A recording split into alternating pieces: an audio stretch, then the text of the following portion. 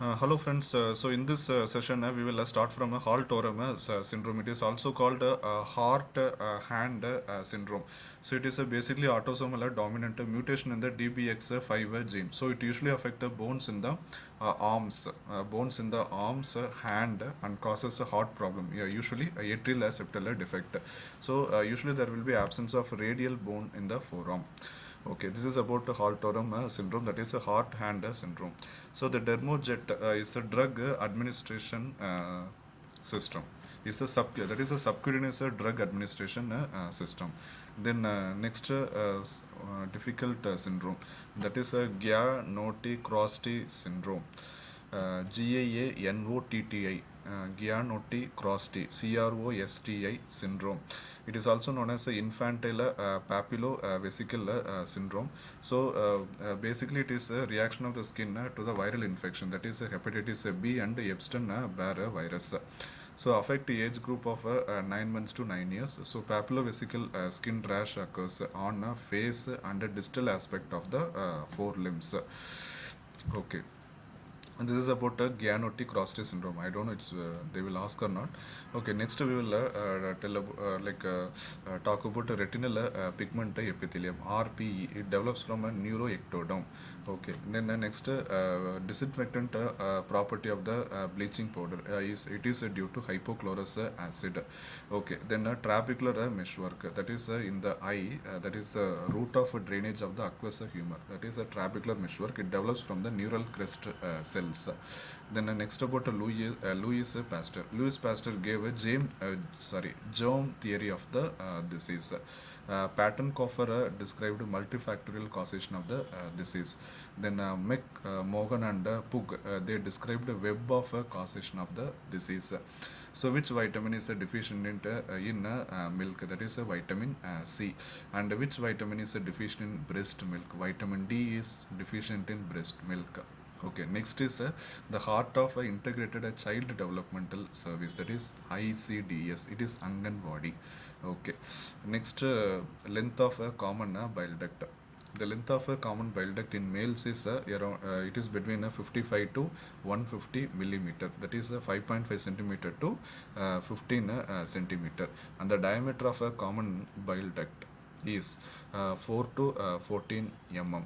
In females, the length is 50 to 95 mm. The length of the common bile duct, the diameter is 4 to 8 mm. So these are the details about a common bile duct. The next is this ops topic, that is the three antero-posterior diameters of the pelvic inlet.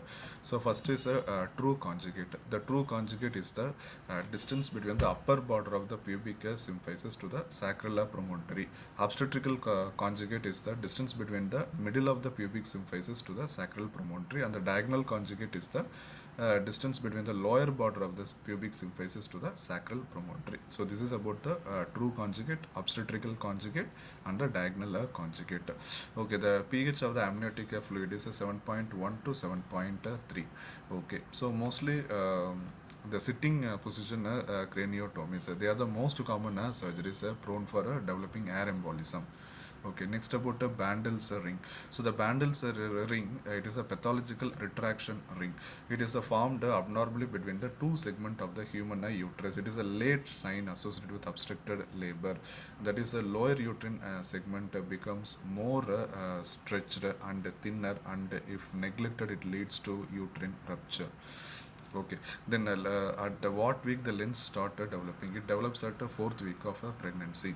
Then a normal CSF production. It is produced from the arterial blood by choroid plexus of the ventricles. It is produced by the combined process of diffusion, pinocytosis, and active transfer. Diffusion, pinocytosis, and active transfer. Then next cerebrospinal fluid production. So CSF production, yeah, the total volume of the CSF in adult, it ranges from 140 to 270 ml of cerebrospinal fluid. It produced at the rate of 0.2 to zero point 0.7 ml per minute, or 600 ml per day. That is the CSF production. CSF has a high concentration of sodium and chloride than the plasma, but less. There will be like less potassium, less calcium, less glucose and protein compared to plasma. Okay. We will talk about anti-malarial month. Anti-malarial month is June. Anti-dengue month is also June. That is a rainy season. Then World AIDS Day is 1st of December. Then Breast Feed Awareness Week. That is 1st August to 7th August. That is the first week of August. Okay, next is pneumoconiosis. So, what is pneumoconia? It is occupational exposure to the dust. So, the silicosis is the most common in India. It occurs due to occupational exposure of silica dust. So, most common cause of occupational exposure death in India. So, most common disability among pneumoconiosis also, and also it also known as a silico TB. Snows in X-ray you can see snowstorm appearance. So usually those who are working in a cement industry, glass industry, and bauxite miners. So this silicosis is common among all these workers. Then what is sorry, anthracosis? The anthracosis is due to the coal dust. Then byssinosis is due to cotton dust, and it produces Monday chest tightness syndrome.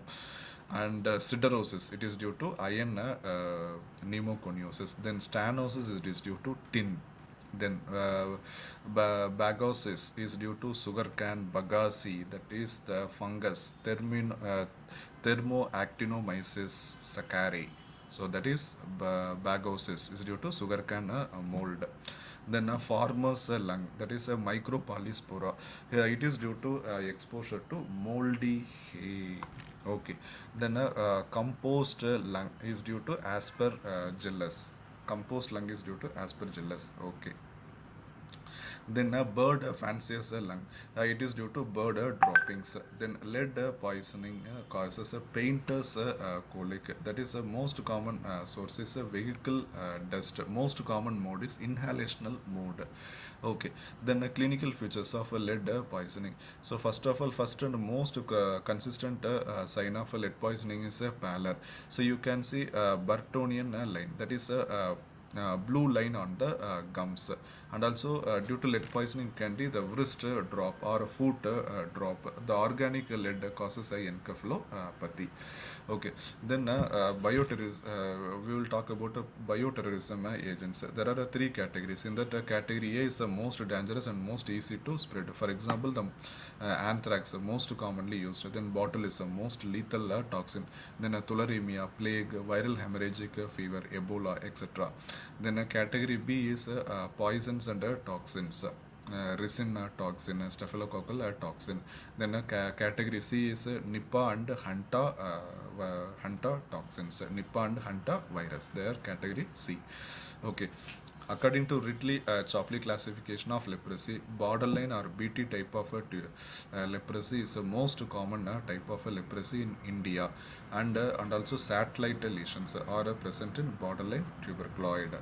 Okay, next we will touch some anesthesia topic. So what is a capnography? Capnography, it is used to measure the exhaled carbon dioxide. So it works on the principle of infrared light absorbometry. Normal value in the capnography is 35 to 45 millimeter mercury. Basically capnography, it is used to confirm the position of the endotracheal tube in the trachea. Okay, next is a gout. So the gout is due to hyperuricemia. So what happens due to hyperuricemia? Uric acid crystal can deposit in any joint and produces inflammatory joint.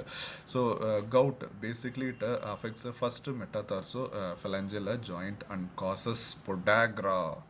Okay, next erythema multiforme. Erythema multiforme is the acutely self-limiting skin condition. It is a type 4 hypersensitivity reaction.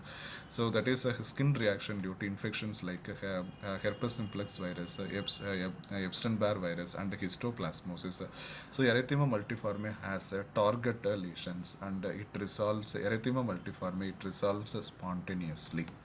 Okay. Next is Steven Johnson's syndrome. So the Steven Johnson's syndrome. It is consists of blisters predominant on the trunk and face. So it is less than 10% of the body surface area is involved. Various one more. This is called toxic epidermal necrolysis. That is a 10. So it is the same as Steven Johnson syndrome, but more than 30% of the body surface area is involved. Thank you guys. Have a nice day.